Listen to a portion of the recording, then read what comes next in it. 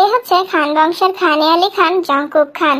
আর তার পাশে দাঁড়িয়ে হাত পাখা দিয়ে বাতাস করছে পাঠারি বাড়ির বড় মেয়ে তে পাঠারি। তাদের বিয়ে হয়েছে মাত্র 2 মাস হয়। এই জংকুক খান নামে দামে বড়লোক হলে কি হবে, মন থেকে একদমই হারকিপটা প্রোম্যাক্স। সে কখনো জুতা পরে হাঁটে না, জুতা পরলে নাকি ক্যান্সার হয়ে যাবে। সে কখনো ছাতা ব্যবহার করে না, ছাতা ব্যবহার করলে নাকি তাড়াতাড়ি টাক হয়ে যাবে। সে কখনো গাড়িতে ওঠে না, গাড়িতে উঠলে নাকি কোমর ভেঙে যাবে। এক কথায় বলতে গেলে টাকা খরচ হয় এমন কিছু সে করতেই চায় না। অপরদিকে তার বউটা খুবই শৌখিন, মানে টাকা পয়সা গাছের মরা পাতার মতো উড়াতে ভালোবাসে। এখন কথা হচ্ছে এমন কিপটার সাথে এত শৌখিন একটা মেয়ের বিয়ে কিভাবে হলো। এটা জানতে হলে অবশ্যই আমাদের মেন গল্পে যেতে হবে। তাহলে চলো শুরু করা যাক। সুবিন ভাই, আপনি ভালো করেই জানেন আমি কাউকে কিছু দিলে সেটা পই পই করে মনে রাখি। আপনার কাছে আমার গত 2 মাস ধরে লাখের মতো টাকা পড়ে আছে। আমি আপনারে টাকা দিয়েছিলাম উপকার করার লিগে, বাড়িতে নিয়ে ফালায় রাখার লিগে না। আজকে টাকা না নিয়ে আমি যাবো না। হয়তো টাকা দেন, নয়তো টাকাই দেন। মিয়া তুমি আর কথা কইও না। তোমার কুফুয়াতে হয় না ব্যবসায় লস খাইছি, আবার কোন মুহে টাকা চাইতে আইছো, লজ্জা নাই বিকতে? না নাই, সব খায় ফেলাইছি। হয় আমার টাকা দেন, না হয় পাঠারি বাড়ি ছাড়েন। মুহির কথা দুইটা কইলা আর ফাইয়া গেলা। এই বসুত বাড়ি আমগো শ্বশুরের বাপ দাদা গো আমলের। কত নাম ডাকাছে জানো তুমি? কিপটে বেডা। করি কিপটামি, ডাকবেন কিপটা। আমার টাকা খাইয়া বড় হয়ে গেছে ভাবি আপনার জিপটা। রিমা রিয়েল্লা রিয়েল্লা ইসেরা ইডি মারি কি কর? এই ফান করে সুপকরা সুস্করি তরিয়ার কিছু কা। দেহ মিয়া খানে আলী খান জংকুক খান। আমার এই তার সিরা বর্ডারে টেহার বিনিময়ে কাজের বিডি করে নেওয়া যায়নি। বাড়ির সব কাজকর্ম পারে, কোনো সমস্যা হইতো না। আরে মিয়া টাকা নিতে আইছি, মহিলাদের নিয়ে ব্যবসা করতে না। বালা কথাই না শুনলে খারাপ কাজও করতে পারবো আমি। এই খানে আলী খান জংকুক খান যত বালা তত খারাপ। এমন সময় বাড়ির উঠানে দৌড়ে আসে 18 বছর বয়সী এক ললনা, যার নাম তে, পাঠারি বাড়ির একমাত্র মেয়ে।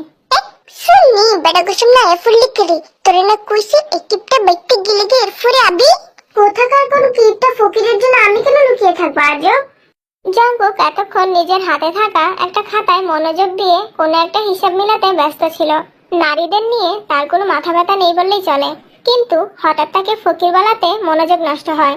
কারণ সে কিপটামি করে ঠিক আছে, যদিও তার ভাষায় এটাকে সঞ্চয় করা বলে। তাও কিপটামির মধ্যে পড়ে বলে জংকুক তেমন মাথা ঘামায় না, তাই বলে ফকির বলবে কেন? সে তার বংশগতভাবে যত সম্পত্তি পেয়েছে তার এক অংশ খেতে খেতে জংকুকের পরের বংশরাও বুড়ো হয়ে যাবে। সুবিন ভাই, আমার এলাকার কোন ভদ্রঘরের অভদ্র মাইয়া এরা? মুরব্বী মানে না, জায়গা বুঝে কথা কয় না। এটা আমার মাইয়াতে খুবই ভদ্র আর লক্ষ্মী, ওরে লইয়া কোনো টু শব্দ করতাম চাই না আমি। কিন্তু আমি চাই, আপনার জন্য আরেকটা সুযোগ আছে। টাকা যতদিন দিতে পারবেন না ততদিন না হয় আপনার মেয়ে আমার বাড়িতে কাজকর্ম করে দিয়ে আসবে। খামোশ খানে আলী খান জংকুক খান, মুখটা বেশি বাইরে গেছে আপনার।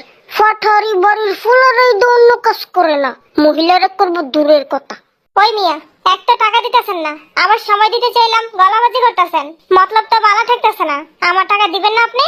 উরি মারি শুনি চুলের মধ্যে বড় লাকড়িটা ধরে দিয়েছি একটু আগে, সেটা লইয়া এই খাউন না খান জংকুকের মুখে কয়টা বাড়ি দিয়ে। ওই বান্টু, আমার 20 বছরের সিরা জুতাটা নিয়ে আয় তো, আমিও দেখি এই মহিলা কেমনে লার্কির বাড়ি দেয় আমারে। এমন সময় এলাকার চেয়ারম্যান এসে হাজির হয় পাঠারি বাড়িতে। গরিবে চালায় ব্যান, আমি হইলাম চেয়ারম্যান। কি হয়েছে ভাতিজা, মহিলাদের সাথে ঝগড়া বিবাদে লাগছো কেন? আরে মিয়া কে ঝগড়া করতেছে? এই মহিলা বহুত খারাপ, নিজের জামাই লাগে পারে না দেখা আমারে ভাষায় দিতে চাইতেছে। ছি ভাবি, সুবিন ভাই তো অনেক ভালো মানুষ, ওনাকে রেখে এই হাঁটুর বয়সী পোলার গলায় কেন ঝুলতে চাইছেন? ওই দেখো লম্পট চেয়ারম্যানে কি কইয়ে দি, আমি বলে এই কিপটার গলায় ঝুলতে চাইতাছি। আল্লাহ রে আল্লাহ, এত বিনোদন আমি কই রাখবো? আব্বু আমি অনেকক্ষণ ধরে চুপ করে আছি, আর পারছি না। এই শয়তান লোকগুলোকে বাড়ি থেকে বের করো, না হলে লাল নিয়ে গাড়ি বের হয়ে যাবে মুখ থেকে। চেয়ারম্যান ভাই দেখছেন কি অসভ্য মাইয়া?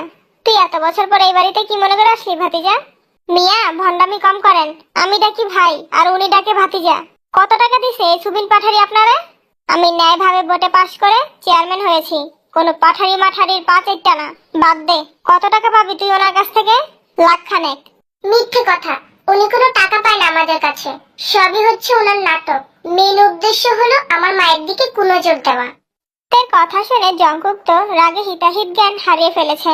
কারণ তার 28 বছরে আগলে রাখা বেলে ফুলের মতো সুবাসিত চরিত্রটাকে একটা বিবাহিত এক বাচ্চার মার সাথে জড়িয়ে দিচ্ছে 18 বছরের একটা পিচ্ছি। এটা ভাবা যায়? জঙ্কুক খুবই অপমানিত বোধ করে পাঠারি বাড়ি থেকে বের হয়ে যায়। সেই দিনের মতো দিনটা সেখানে থেমে গেলেও কয়েকদিন পর দিনটা অন্যভাবে ফিরে আসে। খানবাড়ির বড় বউ জিন ওনার স্বামী আর দেবরের জন্য রান্নায় ব্যস্ত। এমন সময় তার কাছে খবর আসে তার ছোট দেবর জঙ্কুক নাকি কোনো এক মেয়ের লজ্জাহরণ করতে গিয়ে ধরা পড়েছে। এখন তাকে সেখানে যেতে হবে। কোন পোড়া কপালের কপাল আবার পুড়লো কে জানে।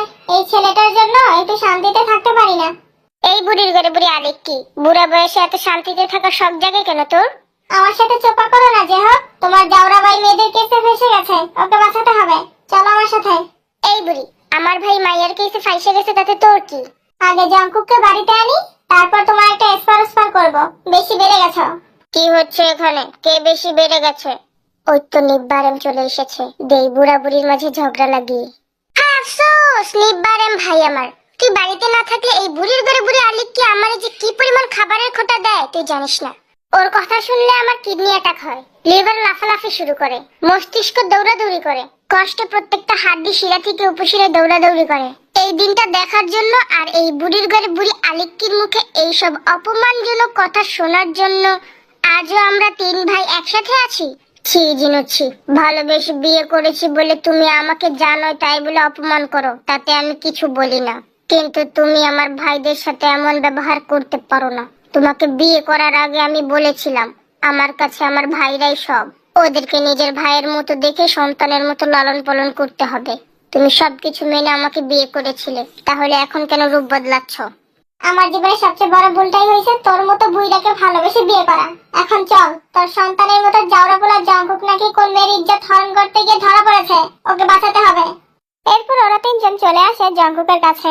এলাকার লোকেরা সুযোগ পেয়ে জঙ্কুককে এটা সেটা বলে অপমান করেই যাচ্ছে। খান বংশের ছেলে হওয়ায় কেউ হাত তোলার সাহস পাচ্ছে না। কিন্তু কিপটা জঙ্কুকের কি তাদের কথায় কিছু যায় আসে? সে তো চিন্তায় পড়ে গেছে। এখন যদি এলাকাবাসী তার সাথে জোর করে মেয়েটার বিয়ে দিয়ে দেয়, তাহলে তো এই মেয়েটার ভরণ পোষণ তাকেই বহন করতে হবে। তখন তো খরচ ডাবলের চেয়েও ডাবল হয়ে যাবে। এসব কথা ভেবে জঙ্কুক কান্না করতে শুরু করে। এই কিপটা বেটা, কান্না করছেন কেন আপনি? ওরা তো আপনাকে মারেনি, একটু কথাই তো শোনাচ্ছে, তাই বলে কান্না করা লাগে আজব? একটু পরে যখন ওরা তোমাকে আমার গলায় ঝুলিয়ে দিবে তখন তুমিও কান্না করবে। এই না, আমি আপনার মতো জাইঙ্গাকে 100 তালি দিয়ে পড়া কিপটার লোককে কখনোই বিয়ে করব না। তাহলে আমার মতো কান্না করো, যদি এতে কিছু হয়। জঙ্কুকের কথা মতো তে কান্না করতে থাকে।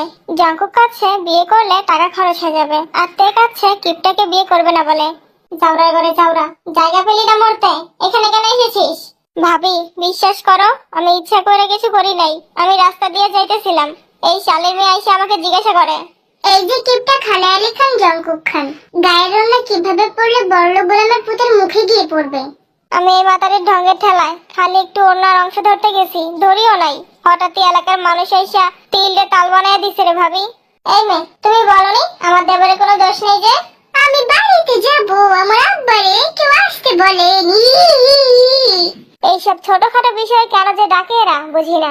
আমি বিজি মানুষ, কত আজাইরা কাজের সমাধান করতে হয়। এদের খেয়ে দিয়ে কোনো কাজ নেই, তাই আমার অবলা নিষ্পাপ ভাইটাকে ফাঁদে ফেলে টাকা খাওয়ার ধান্দা করেছে।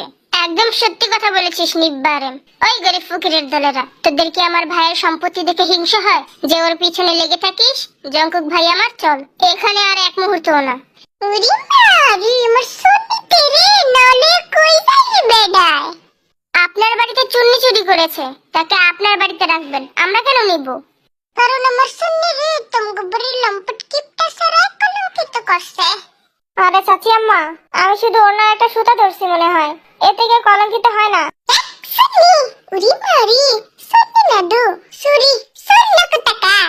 একটা সুতা ধরো বা 100 দা, 100 দু, হ্যাঁ? এটাই কলঙ্কিত হইছে। সুলডি টেনে ফিরালাম বেডি করে বেডি, সামান্য উনা 10 দেখতে বলে কলঙ্কিত হয়ে গেছে গা। কি লজিক?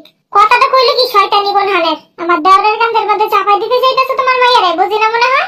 এ বেডি হুনো, তুমি শয়তানি। তোমার দেওরের কি বিয়ের বয়স হয় নাই? হ্যাঁ, জীবনে কি বিয়ে করতে না? না করতো না, সারা জীবন বিয়েতেই থাকবো। ভাবি, আমার পা দুইটা অবশ্যই হয়ে যাইতেছে, তাড়াতাড়ি বাড়িতে নেওয়ার ব্যবস্থা করুন, না হলে ডাক্তারের কাছে যাওয়া লাগবো। পরে আমার টাকা। হারামজাদা চুপ থাক, ইজ্জত যাইতাছে যেন টাকা লয়ে পড়ছে। কিপটার ঘরে কিপটা। সুবিন ভাই আপনার